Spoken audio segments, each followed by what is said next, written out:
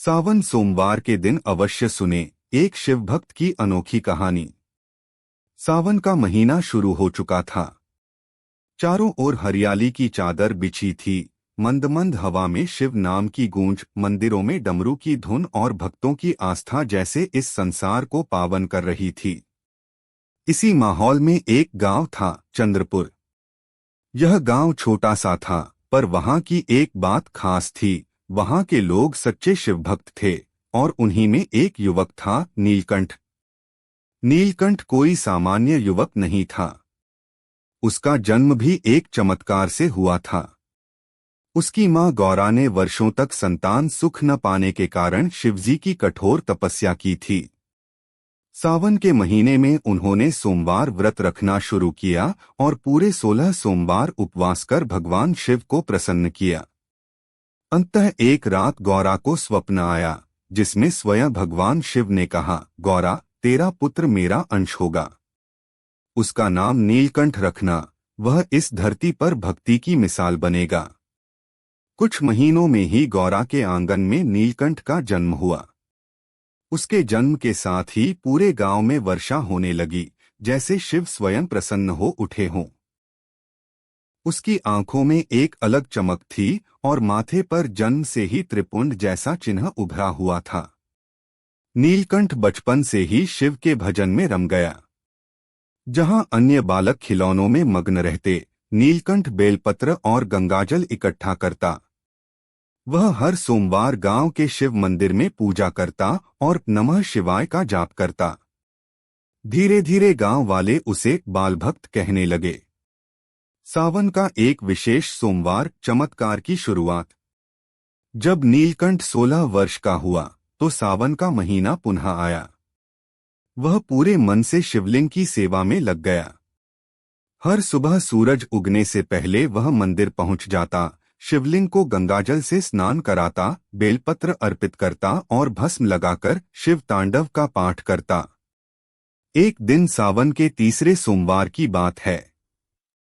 वह रोज की तरह पूजा कर ही रहा था कि अचानक मंदिर के बाहर शोर मच गया। गांव में रहने वाली एक विधवा स्त्री भूरी बाई की इकलौती बेटी लक्ष्मी सांप के काटने से बेसुध हो गई थी। गांव का वैद्य भी हार मान चुका था। भूरी बाई दौड़ती हुई नीलकंठ के पास आई और बोली, बेटा, तू तो शिव का अपना है, मेरी लक्ष्मी को बचा ले। नीलकंठ कांप उठा। उसने शिवलिंग की ओर देखा और हाथ जोड़कर कहा, भोलेनाथ, आप ही की बेटी है लक्ष्मी। यदि मेरी भक्ति में सच्चाई है तो उसे बचा लीजिए। वह दौड़ता हुआ लक्ष्मी के पास गया, उसे गोद में उठाया और शिवलिंग के सामने लाकर रख दिया। फिर उसने शिव पंचाक्षर मंत्र का जाप करते हुए बेलपत्र और गंगाजल उसके मस्तक पर छिड़का। गांव वाले निःशब्द खड़े थे। और तभी जैसे कोई चमत्कार हुआ। लक्ष्मी की आंखें धीरे धीरे खुलने लगीं। उसकी सांसें वापस लौट आईं। भूरी बाई फूट फूट कर रोने लगी। सबने यही कहा, यह चमत्कार नहीं, शिव भक्ति का प्रभाव है। भक्ति की परीक्षा, जीवन का सबसे कठिन मोड़। समय बीतता गया और नीलकंठ की भक्ति और गहरी होती गई। वह अब गांव से दूर जंगल में स्थित एक प्राचीन शिव मंदिर में तप करने लगा। वहां न बिजली थी, न सुविधा, केवल भक्ति का पथ था। एक बार एक भयंकर आंधी तूफान आया। जंगल में पेड़ गिरने लगे, जानवर भयभीत होकर इधर उधर भागने लगे। पर नीलकंठ ध्यान में मग्न रहा। तभी एक विशाल नाग उसके पास आ गया।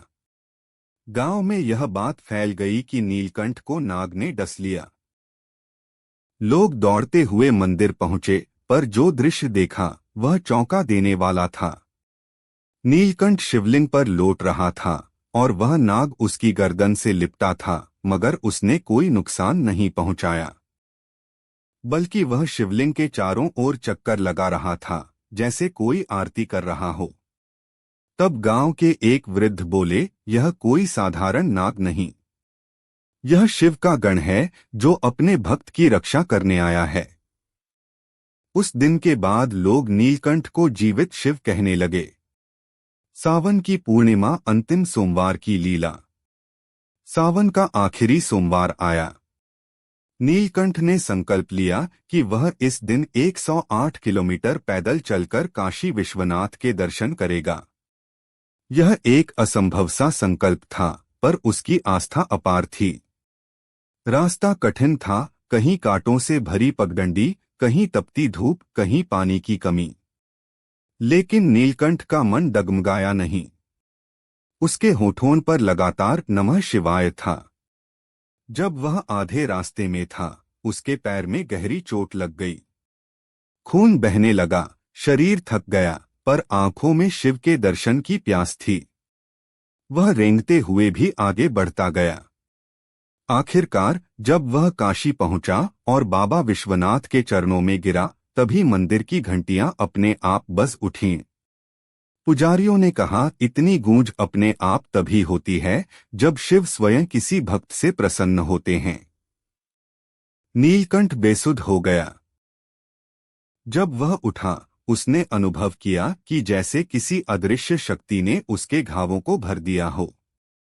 उसका शरीर हल्का था और मन निर्विकार। गांव में वापसी, शिव की आज्ञा। काशी से लौटते समय उसे स्वप्न में भगवान शिव प्रकट हुए।